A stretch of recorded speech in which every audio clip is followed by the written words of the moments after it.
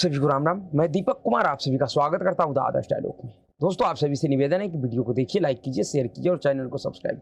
दोस्तों, लोकसभा में राहुल गांधी नेता प्रतिपक्ष के रूप में अपना दूसरे बार भाषण दिए हैं। ऐसा कि आप सभी को पता है कि इस समय बजट सत्र चल रहा है और हर एक नेता बजट पे चर्चा कर रहा है। बजट में क्या अच्छा है, क्या बुरा है, उस पर चर्चा कर रहा है और तर्कों और तथ्यों के आधार पर चर्चा कर रहा है। लेकिन राहुल गांधी ने नेता प्रतिपक्ष की हैसियत से कल अपना पक्ष रखा लोकसभा में। 40 मिनट तक उन्होंने भाषण दिया। उनके 40 मिनट के भाषण में आपको बजट से रिलेटेड कोई भी तथ्यात्मक और तार्किक बातें नहीं मिलेगा। राहुल गांधी ने बजट के ऊपर सरकार को तथ्य और तर्कों के आधार पे किसी भी मुद्दे पे नहीं घेरा, बल्कि राहुल गांधी बजट सत्र के चर्चा पे दुनिया भर के अलूल जलूल बयानबाजी करते रहे। अगर राहुल गांधी के भाषण को आप सुने होइएगा या फिर सुनिएगा तो आपको ऐसा लगेगा ही नहीं कि यह भाषण संसद में हो रहा है। ऐसा लगेगा कि राहुल गांधी किसी चुनावी जनसभा में भाषण दे रहे हैं। दरअसल राहुल गांधी के साथ समस्या यह है कि वह इस बात को समझ ही नहीं पा रहा है कि वह एक संवैधानिक पद पे है, वह नेता प्रतिपक्ष है और लोकसभा के सदन में खड़े हैं।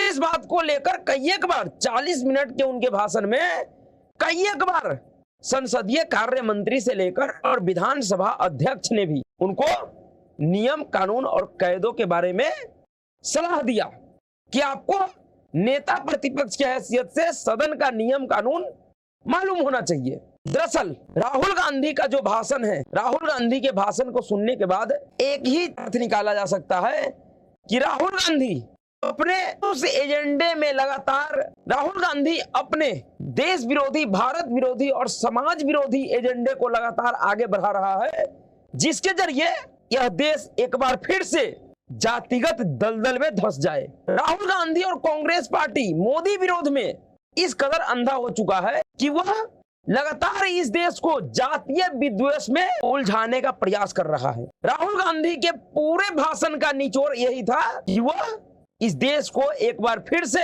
जातीय आधार पे बांटना चाहते हैं। उनका एक ही मकसद है कि वह इस देश में जातिवादी उन्माद को फैलाना चाहते हैं। राहुल गांधी के भाषण को सुनने के बाद यह कहा जा सकता है कि दरअसल राहुल गांधी भारतीय राजनीति का वह वायरस हो गया है जिसका अगर वैक्सीन जल्द से जल्द तैयार नहीं किया गया तो यह राहुल गांधी नामक राजनीतिक वायरस इस महान लोकतांत्रिक देश को अलग अलग जाति और संप्रदाय के नाम पर बांट देगा। एक बार फिर से इस देश को उसी राह पर लेके चला, उसी दलदल में धकेल देगा जिस दलदल से इस देश को कई एक महापुरुषों ने, स्वतंत्रता सेनानियों ने अपने प्राण का आहुति देकर बाहर निकाला था। जिस तरीके से राहुल गांधी इस देश में जातिवादी विद्वेष को फैलाना चाहता है, इस तरीके का राजनीति और इस तरीके का जातिवादी उन्माद खुद कांग्रेस पार्टी के पहले के किसी भी नेताओं ने नहीं फैलाया और ना ही उन्होंने इस तरीके का प्रयास किया। जिस जातिगत जनगणना को आज राहुल गांधी सबसे बड़ा समाज सुधार का फॉर्मूला मान रहे हैं, उसी जातिगत जनगणना को करवाने से राहुल गांधी का परनाना, जिस पेड़ का यह फल है राहुल गांधी, पंडित जवाहरलाल नेहरू ने 1951 में ही मना कर दिया था। उस समय के कांग्रेस सरकारों ने मना कर दिया था। खुद राहुल गांधी का पिता राजीव गांधी प्रधानमंत्री रहते हुए इस जातिवादी विद्वेष को, इस जातिवादी जहर को बेचने से मना कर दिया था। लेकिन आज उसी परिवार का यह चिराग इस देश में सत्ता पाने के लिए, शासन करने के लिए फिर से इस देश को जातिवादी विद्वेष में, जातिवाद के दलदल में झोंकने को आतुर है।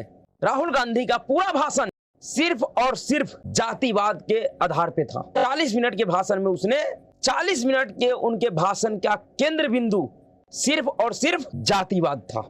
चाहे वो बजट सत्र का जो एक परंपरा है जिसको इन्हीं के पूर्वजों ने बनाया है। इस देश का जब भी बजट सत्र शुरू होता है उससे पहले हलवा सेरेमनी होता है और हलवा सेरेमनी सिर्फ दिखावा नहीं होता है।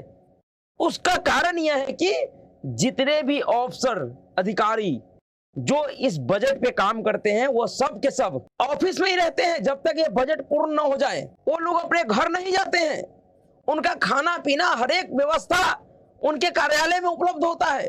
और आखिरी दिन जिस दिन बजट पेश होना होता है उस दिन मीठे के तौर पे, जो कि एक सनातन परंपरा का हिस्सा है कि खाना खाने के बाद मीठा खाना चाहिए, उसी परंपरा के तहत यह हलवा लोगों को, अधिकारियों को, बजट तैयार करने वाले लोगों को दिया जाता है। इस बजट में भी राहुल गांधी ने जातिवादी जहर घोलने का प्रयास किया। क्या कहा है उस हलवा सेरेमनी को लेकर, उसको आपको सुनना चाहिए।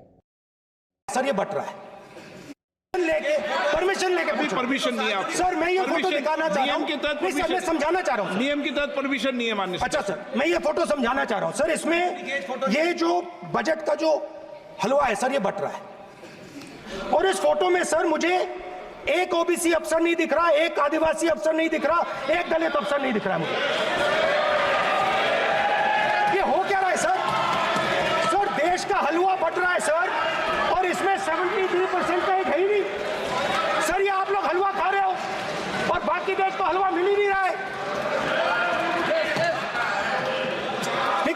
अब बताइए, इस हलवा सेरेमनी के लिए कह रहा है कि इसमें एक भी आदिवासी, एक भी दलित, एक भी अल्पसंख्यक, एक भी पिछड़ा वर्ग का व्यक्ति नहीं दिख रहा है।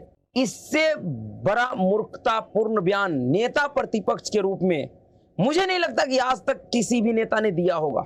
एक से बढ़कर एक जातिवादी नेता हुआ इस देश में, लेकिन इस तरीके का मूर्खतापूर्ण रवैया किसी का भी नहीं रहा है। राहुल गांधी के इस मूर्खतापूर्ण बयान पे वित्त मंत्री निर्मला सीतारमण ने अपना माथा पीट लिया, जिसको लेकर सोशल मीडिया पे राहुल गांधी के पालतू दरबारी ऐसा दिखाने का प्रयास कर रहे हैं कि दरअसल राहुल गांधी ने क्रांति कर दिया और उससे सरकार बैकफुट पे आ गई है। यानी कि जिस तरीके का मूर्खतापूर्ण रवैया राहुल गांधी ने सदन में दिखाया, उनसे भी बड़ा मूर्खतापूर्ण रवैया उनका समर्थक सोशल मीडिया पे दिखा रहे हैं, जिस पर इनको शर्म आना चाहिए। वित्त मंत्री का माथा पकड़ना इस बात का संकेत है कि राहुल गांधी कितना मूर्ख और बेवकूफ टाइप का इंसान है। जिस आदिवासी, जिस SC ST पिछड़ा वर्ग का ये बात करता है राहुल गांधी को बताना चाहिए कि जो बजट तैयार करने वाला ऑफिसर है वह कोई चतुर्थ वर्गीय कर्मचारी नहीं है,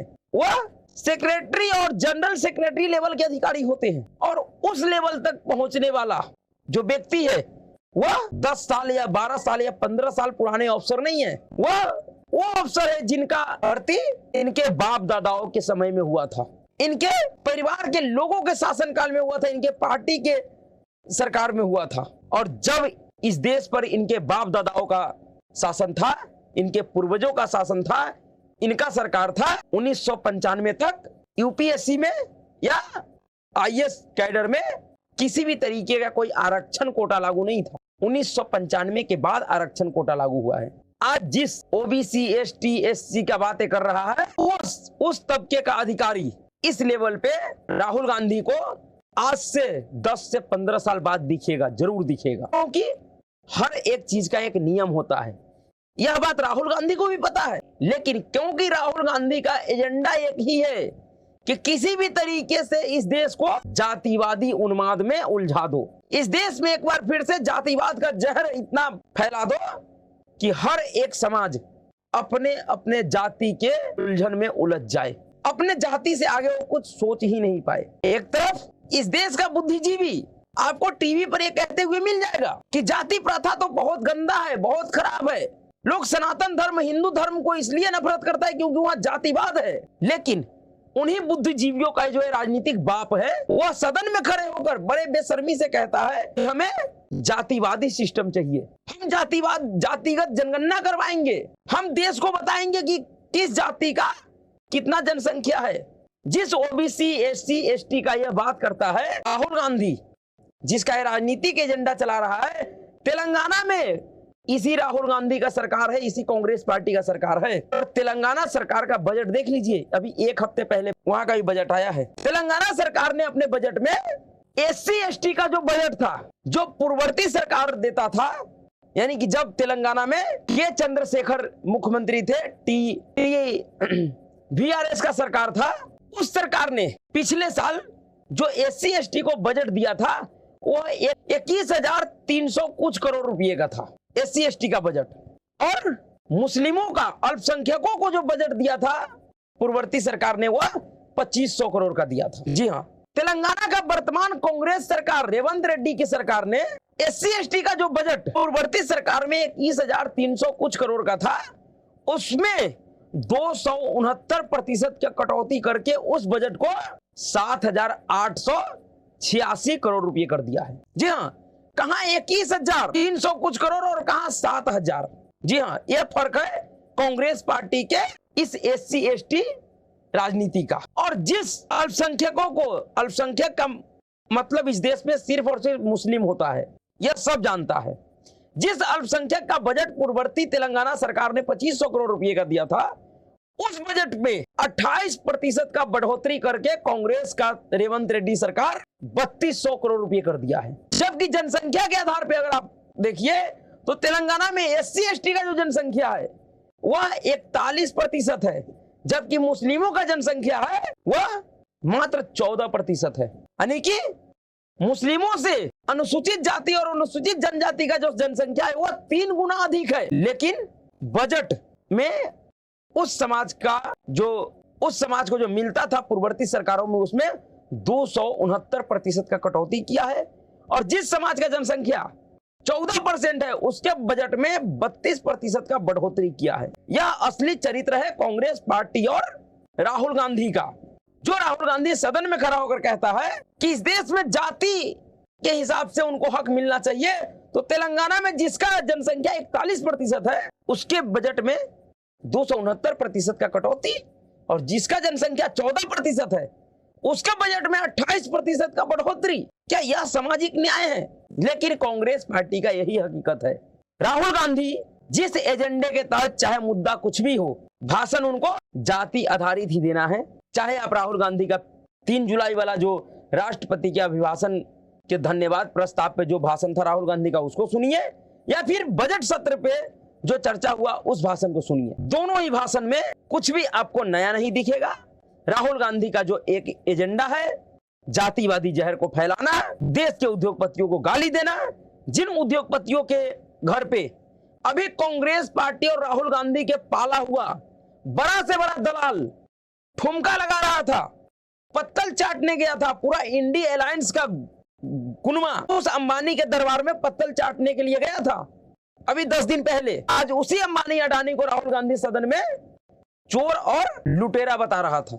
यह फर्क है राहुल गांधी के कथनी और करनी में, इंडिया अलायंस के कथनी और करनी में। राहुल गांधी ने 2-3 और गारंटी दिया है कि अगर वह जातिगत जनगणना करवाएगा और किसानों को MSP का लीगल गारंटी देगा। इस देश पर 70 साल तक, 55 साल तक कांग्रेस पार्टी एक छत्र राज किया है। और ऐसा नहीं है कि MSP का जो लीगल गारंटी का जो मुद्दा है वह आज का मुद्दा है, 2021-22 का मुद्दा है, नहीं, यह मुद्दा दशकों पुराना है। लेकिन राहुल गांधी बड़े ही बेशर्मी से कह रहा है कि हम इसको लीगल गारंटी देंगे। अरे देंगे छोड़ो, तुम्हारे बाप दादाओं ने, तुम्हारे पूर्वजों ने दिया क्यों नहीं? या फिर तुम ये कहो कि जितना समझदार आज तुम हो, तुम्हारा पूर्वज उतना ही बेवकूफ था, वो मूर्ख था, गंवार था, जिसके समझ में नहीं आया। जिस काम को तुम आज कह रहे हो कि बहुत आसान है, इतना बड़ा काम नहीं है, क्या उस काम को, उस आसान काम को तुम्हारे बाप दादा और तुम्हारी सरकारों ने समझ नहीं पाया? वो इतने जाहिल थे, उनके पास इतना भी दिमाग नहीं था कि इतने आसान से काम को वो समझ ही नहीं पाया। और अब तक देश का किसान और किसानों के नाम पे जो दलाली करने वाले लोग हैं वो उस एजेंडे को आगे बढ़ा रहा है। और अब तुम कह रहे हो कि मैं लीगल गारंटी दूंगा। राहुल गांधी जैसे वायरस से, दरअसल राहुल गांधी ये जो कुछ भी कह रहा है और कर रहा है वह एक तरीके से देश में उन्माद फैलाने का प्रयास है। वो चाहता है कि देश में सामाजिक उन्माद फैल जाए, हर एक मुद्दे पे समाज रोड पे आ जाए और दंगे फसाद करना शुरू कर दे, जिससे राहुल गांधी और कांग्रेस पार्टी को राजनीतिक लाभ मिले। इसलिए मैं कह रहा हूं कि राहुल गांधी भारतीय राजनीति का एक ऐसा वायरस है जिसका वैक्सीन अगर सरकार तत्काल तैयार नहीं किया तो इसका बहुत दूरगामी परिणाम होगा। राहुल गांधी इस देश को, इस देश के युवाओं को, इस देश के किसानों को, इस देश के आम जनता को अराजकता की तरफ लेके जा रहा है। और जितना अधिक समय राहुल गांधी को मिलेगा, राहुल गांधी उस अराजकतावादी सोच को उतना ही अधिक दूर तक लेके जाएगा। सरकार को, राहुल गांधी को बालक बुद्धि ना समझकर गंभीरता से लेना चाहिए। जैसा कि नरेंद्र मोदी जी ने पिछले जवाब में कहा भी था कि मुझे संविधान ने सिखाया है कि नेता प्रतिपक्ष को गंभीरता से ले, तो वाकई प्रधानमंत्री नरेंद्र मोदी जी और उनके सरकार को इस षड्यंत्रकारी राहुल गांधी को बहुत ही गंभीरता से लेना चाहिए और इसके इस देश विरोधी, समाज विरोधी और युवा विरोधी सोच को कुचलने का प्रयास करना चाहिए, अन्यथा यह इस देश को बहुत बड़ा नुकसान पहुंचाएगा। तो अभी के लिए इतना ही। अगर आपको वीडियो अच्छा लगा तो वीडियो को लाइक कीजिएगा, शेयर कीजिएगा और चैनल को सब्सक्राइब कीजिएगा। नमस्कार।